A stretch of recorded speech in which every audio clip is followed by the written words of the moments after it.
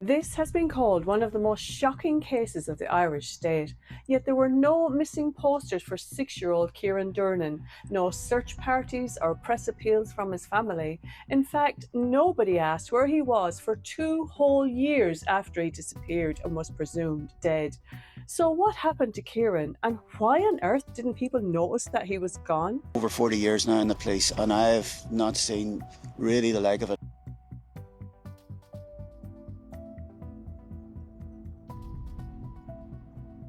I'm Caroline Mitchell, former police detective and crime thriller author, and my new novel, The Ice Angels, is out soon. But today we are talking about Kyran, and this is one of the most disturbing child disappearance cases I have come across in years.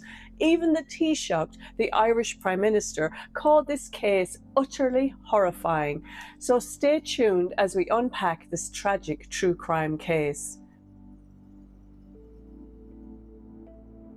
So today we visit Ireland and the town of Drogheda in County Louth.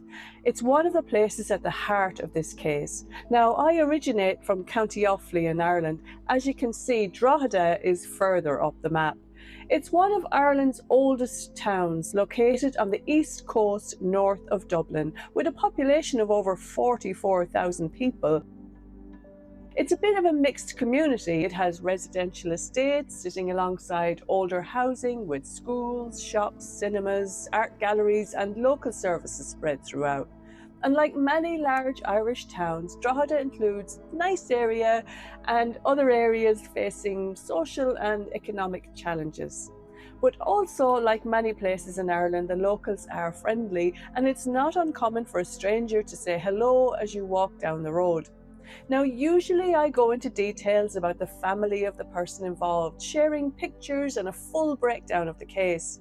But this case is still current, and the Gardaí have been extremely careful when it comes to sharing details. I've done my best to piece it all together, but if I get anything wrong, please correct me in the comments. And with regards to the people involved, I need to say that as of yet, nobody has been charged with any crime. Kyran Durnin was born in 2014. He's described as a happy but quiet child with a love of superheroes. According to his grandmother, he became more introverted as time went on, though, and she believed him to be on the spectrum. She said he had sensory issues and had become withdrawn, although as far as we know, no official diagnosis was made. She also said that he didn't like loud noises and sometimes didn't talk, preferring to be left alone. It's also worth noting that there aren't many images of Kyran online. At their last reported address, Kyran lived with his mother, Dela. She'd had him at a young age and she was in her early 20s. Also at this address was his grandmother, Rhonda Tyson, and his two younger sisters, although very little details about this family's siblings have been made public. Kieran's biological father wasn't living with Dela or Kyran at the time. On the surface, Dela and her family were living a private life. Kyran was enrolled in the primary school, and TUSLA, which is the Irish organisation in charge of children's welfare, were said to have had dealings with the family, but Kyran wasn't in care. We don't know a lot about Dela, but her mother, Rhonda, had been in the news for a charity cycle, and she was a lollipop lady, popular with the children in school. But Kieran's life became increasingly small as he saw so few people outside his home. When COVID hit, Kyran stopped turning up to school, and according to his mother, he was in hospital with COVID-19, although it later would be revealed that this had not been the case. Dela then told the school that he had moved across the border and would be going to school in Northern Ireland as they were going to live in Newry. And this can be a problem as Northern Ireland is under ownership of the UK, and this is where interagency communications sometimes cease to exist. Dela continued to claim social welfare and child benefits in Southern Ireland, though, for the next 2 years, so why wasn't this followed up on? Dela also told agencies that her on-off partner was looking after Kyran in Newry, Northern Ireland, and again, this was another lie. He wasn't Kieran's dad. In fact, she wouldn't grant his real biological father access, and this was something he was desperately trying to address through the courts. We now know why, because during that time, Kyran just wasn't there. So the man in Newry that Dela lied about was later approached by journalists, and he told them that while he was the father of Dela's youngest daughter, he knew nothing of her lies until he read it in the papers and spoke to the Gardaí. He said that he last saw Kyran in March 2022 when he visited with his sisters. But then Dela cut off all contact with the man and wouldn't allow him to see his daughter until 2023. He asked about Kyran and she said that he was staying with his grandmother Rhonda in Drogheda. So it was 2022 that Kyran officially disappeared. No schools followed up on his movements. Tulsa took what they were told on face value, and his biological father was completely ghosted. Tulsa stated that they'd received no reports from Kyran's schools with regards to any concerns. There had been nothing from the health services either, and in May 2024, the Durnin family moved out of their house in Emer Terrace in Dundalk.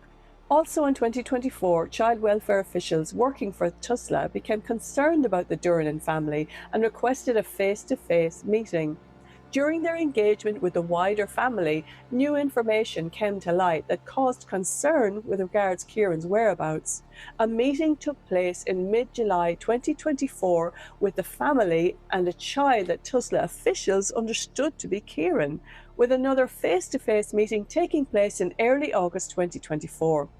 So on the 29th of August 2024, Kyran's maternal grandmother, Rhonda, contacted Tulsa with concerns over her daughter Dela and Kyran, as she said they had both gone missing from the house they shared.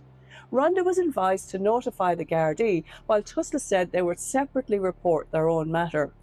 And this was something that she later spoke about with a local journalist who happened to be her neighbour, although she's been very tight-lipped since. And he needs to come home. His dad is worried about him, his other granny, his uncle. They all want him home. Please, basically, please come home. Worried sick about you, and Kyran. Your girls miss you. So in August 2024, 2 whole years since Kyran was last seen alive, Tulsa alerted the Gardaí that they had significant concerns about the little boy. Dela's mother reported Dela and Kyran missing 24 hours later. The report stated that Kyran and his mum were last seen in Rhonda's home at Drogheda at around 11 p.m. on August the 28th, 2024, and their absence was discovered the next morning. I was going up to bed, she was sitting down, and I said, look, it's 11 o'clock. They were sleeping on the couch. Rhonda said that her daughter left a note saying that she needed to get away for a while. She stated that she tried calling Dela's mobile, but it went straight to voicemail. And Rhonda would later make an appeal while speaking to the local reporter saying, "Please come home, we're worried sick about you, your girls miss you." And as far as I'm aware, the girls have since been taken into care.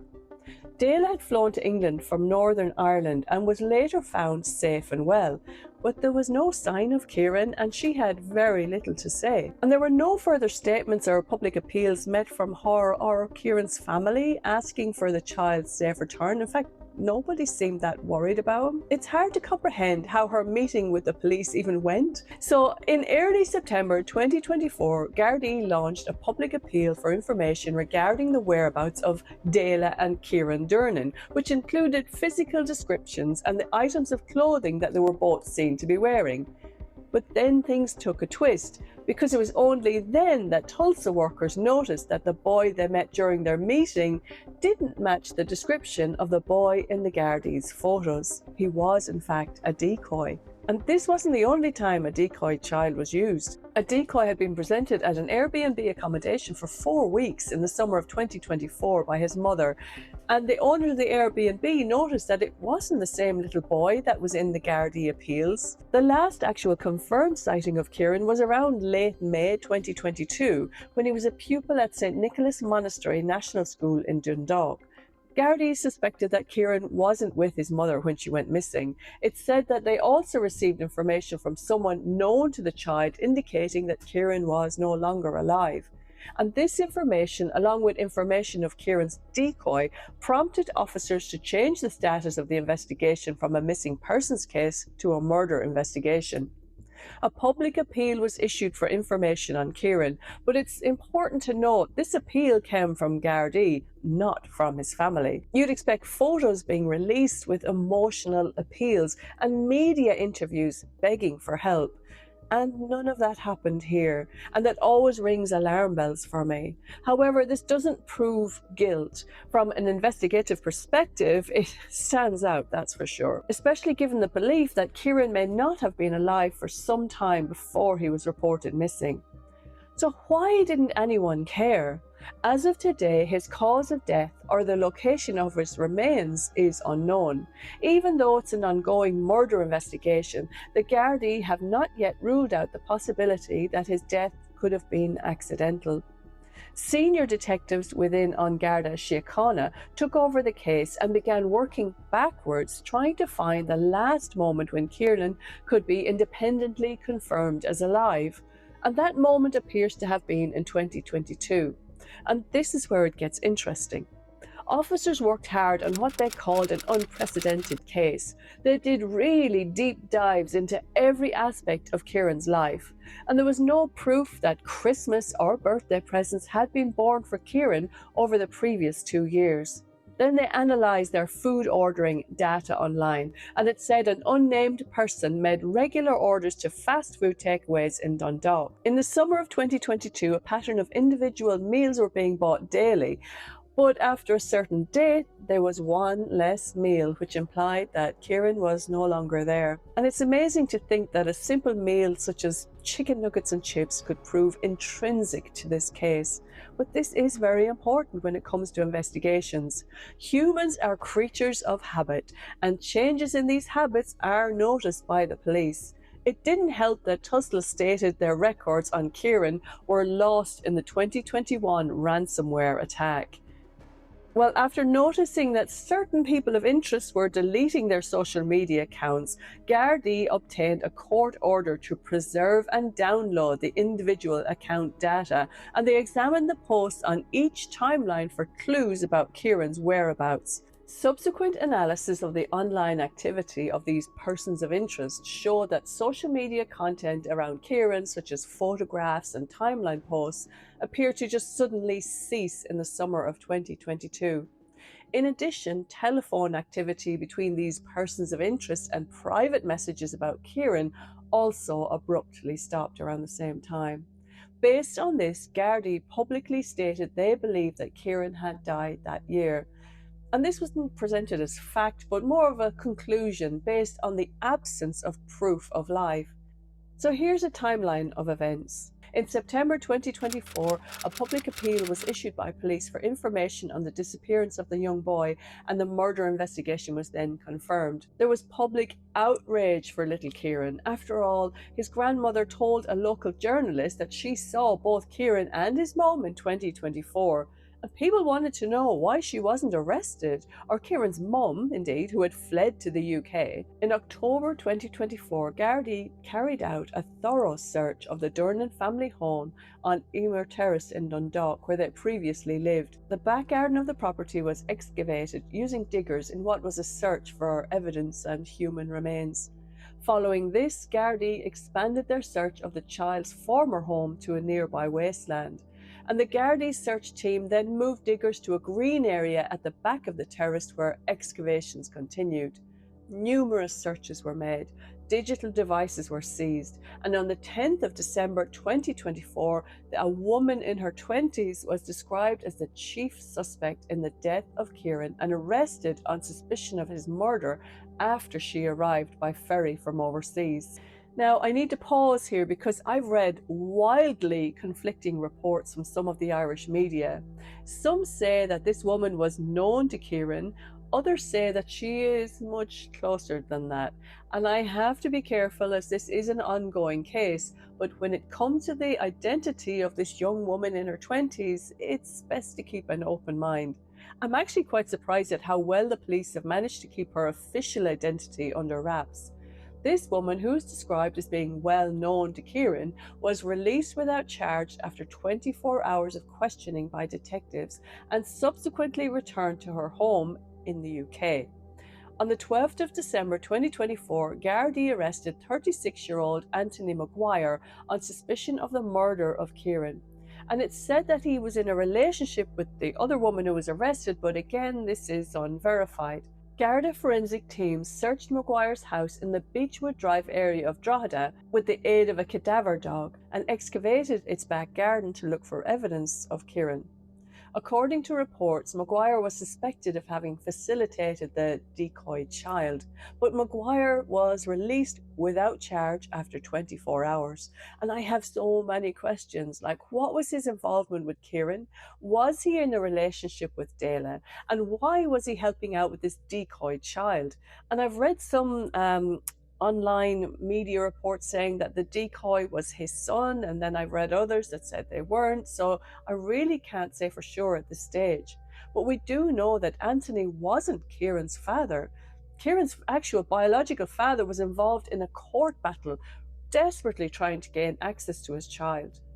And he is said to have been devastated throughout, and Gardaí firmly believe that he's had no involvement in Kyran's disappearance, and I believe that too.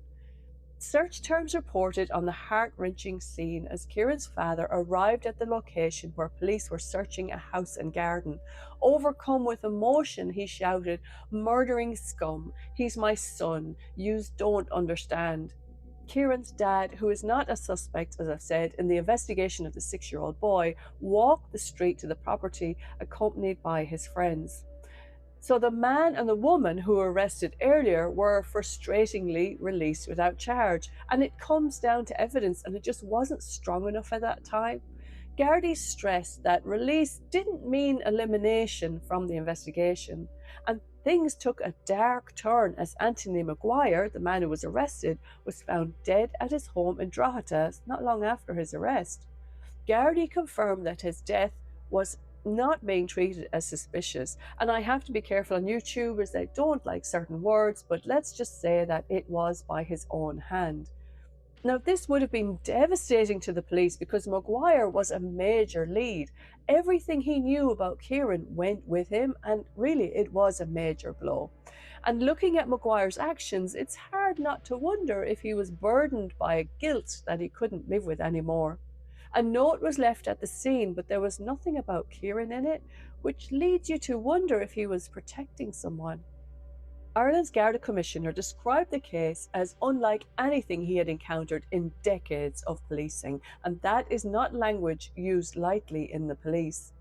So what's the latest information on little Kyran Durnin? Well, the investigation is ongoing.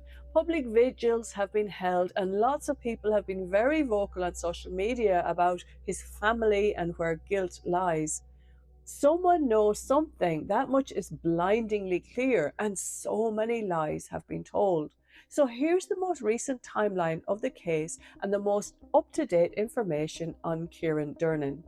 On the 19th of December 2024, Gardaí released the last known photograph of Kyran, which was recovered by technical officers from a mobile phone seized during their investigation.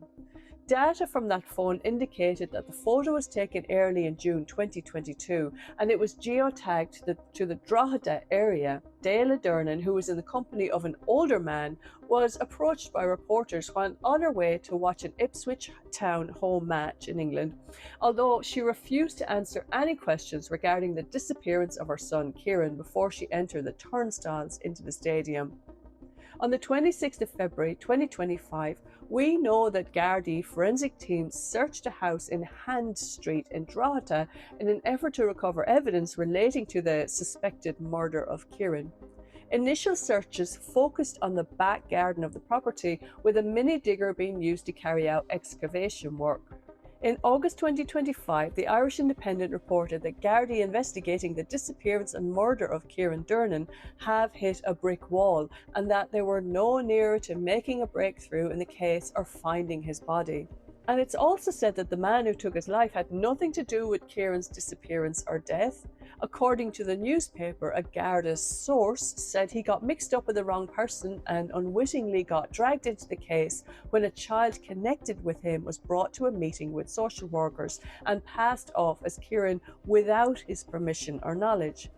Apparently, a Gardaí source said, "It's very frustrating and heartbreaking that we can't find him. There is a cover up going on, and certain individuals do know exactly what happened and where the child is, and they're not talking. They have no conscience and are getting on with life without a care in the world. They are carrying on as if this little fella never existed." But I was surprised to read this account, as I've heard very different reports about Anthony and the fact that he was allegedly had a criminal record for violence and was known to the police.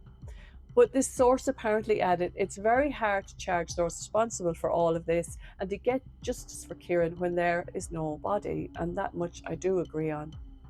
Gardaí are still treating this as a murder inquiry, and it has been a huge investigation.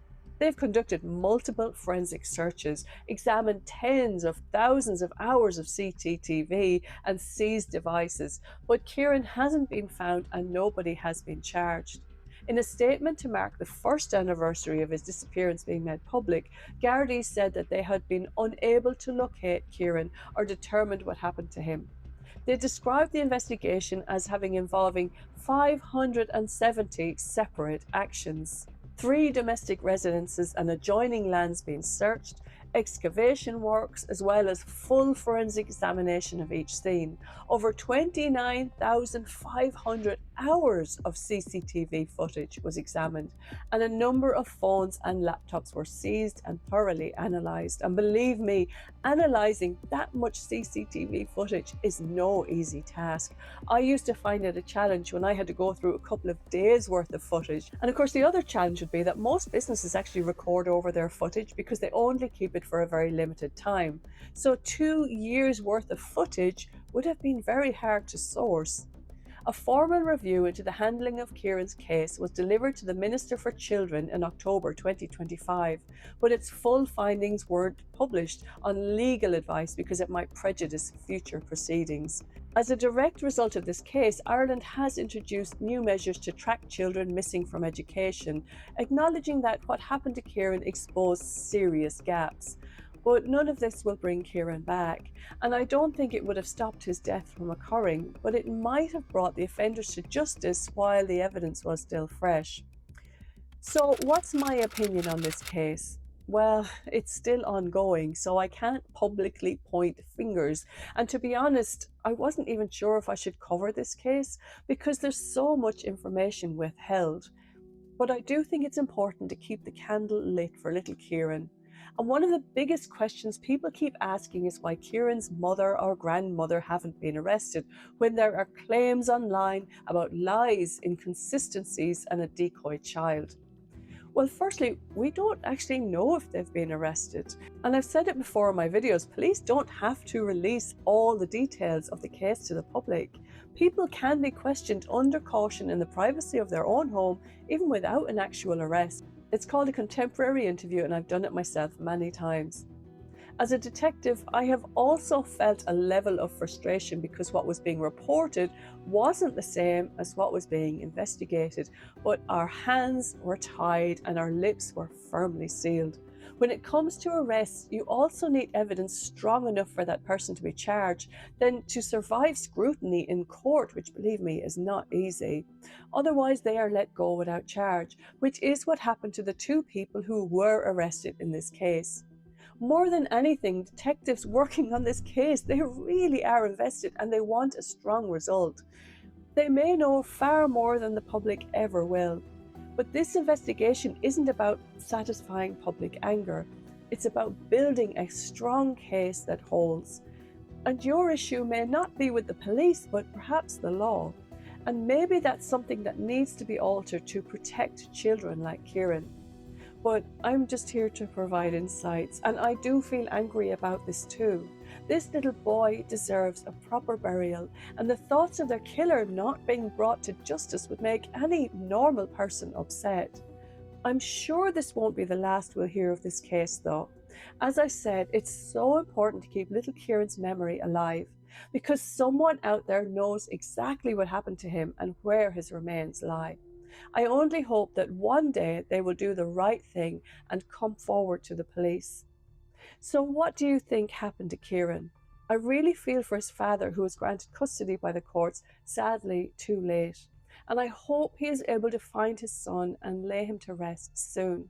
And while this is a murder investigation, a part of me also hopes that there's some chance that he will be found alive. If you found this breakdown interesting, please support my channel by leaving a comment or subscribing or even a little like.